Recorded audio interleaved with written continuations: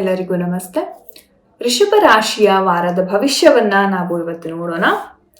ಮೊದಲನೇದಾಗಿ ತುಂಬಾನೇ ಎಚ್ಚರಿಕೆಯಿಂದ ಇರಬೇಕಾಗತ್ತೆ ವೃಷಭ ರಾಶಿಯವರು.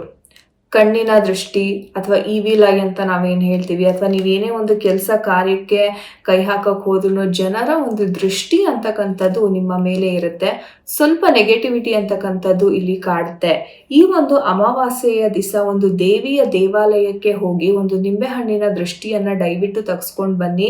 ಸೊ ದಟ್ ಯಾರೇ ನಿಮ್ಮ ಒಂದು ದಾರಿಗೆ ಅಡ್ಡ ಬರ್ತಿದ್ರೆ ಅಥವಾ ನಿಮ್ಗೆ ಅನಾವಶ್ಯಕವಾಗಿ ತೊಂದರೆಯನ್ನ ಮಾಡ್ತಾ ಇದ್ರೆ ಅದು ನಿವಾರಣೆ ಆಗುತ್ತೆ. ಅಂಡ್ ಜನರ ಮಾತಿಗೆ ನೀವು ಬೆಲೆ ದಯವಿಟ್ಟು ಕೊಡಬೇಡಿ. ಯಾಕಂದ್ರೆ ಈ ಒಂದು ವಿಚಾರದಲ್ಲಿ ನಿಮ್ಗೆ ತುಂಬಾನೇ ನೊಂದ್ಕೊಳ್ಳುವಂತಹ ಒಂದು ಸಾಧ್ಯತೆ ಇರುತ್ತೆ. ಸೊ ಹಾಗಾಗಿ ಜನರ ಒಂದು ಮಾತಿಗೆ ಈ ಒಂದು ವಾರ ದಯವಿಟ್ಟು ತಲೆ ಕೆಡ್ಸ್ಕೊಳಕ್ಕೆ ಹೋಗ್ಬೇಡಿ. ಅಂಡ್ ಬೇಕು ಅಂತಾನೆ ನಿಮ್ಮ ಒಂದು ನೆಗೆಟಿವ್ ಎಮೋಷನ್ಸ್ನ ಅವರು ಟ್ರಿಗರ್ ಮಾಡೋದಕ್ಕೆ ಟ್ರೈ ಮಾಡ್ತಾರೆ. ಸೊ ಹಾಗಾಗಿ ಮೌನವಾಗಿ ಇದ್ರೆ ಈ ಒಂದು ವಾರದಲ್ಲಿ ನಿಮ್ಗೆ ಅತ್ಯುತ್ತಮ ಅಂತ ಹೇಳ್ಬೋದು. ಎಲ್ಲರಿಗೂ ಒಳ್ಳೆಯದಾಗ್ಲಿ. ನಮಸ್ತೆ.